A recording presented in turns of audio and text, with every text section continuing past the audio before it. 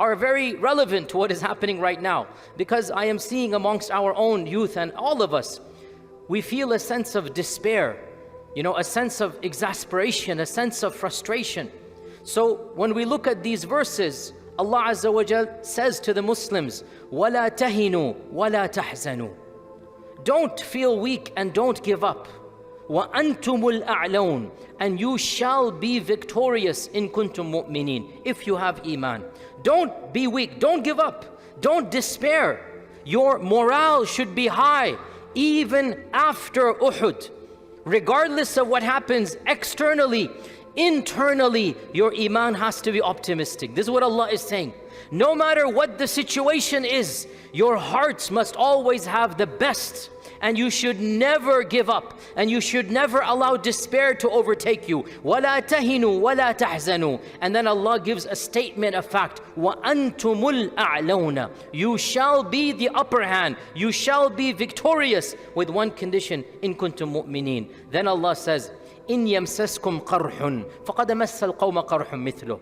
If you have had loss and setbacks, if you have had disasters, well then, the others have also had disasters. It's not as if, that they are not also, casualties are not there for the Quraysh. If you have had casualties, if you have setbacks, they too have setbacks. وَتِلْكَ الْأَيَّامُ نُدَاوِلُهَا بَيْنَ النَّاسِ. And these are the days we rotated amongst the people. Some days you will have the upper hand, other days they will have the upper hand. Allah is explicitly saying the victory in this dunya is independent of the victory of the akhirah. Allah is explicitly saying, if you lose a battle, don't worry, you will always win the long-term war. This is explicit in the Quran. وَأَنْتُمُ الْأَعْلَوْنَ. So I wanted to pause here and look at this conflict of Gaza and mention some of the positives that we see around the world. Now, this is a controversial topic because obviously I am not stating that, the loss is in vain. I'm not trying to justify the losses. 10,000 people have died, subhanAllah. So when I say this, it's not as if we're saying, oh, okay, it was worth that. La, we're not talking, there's no comparison.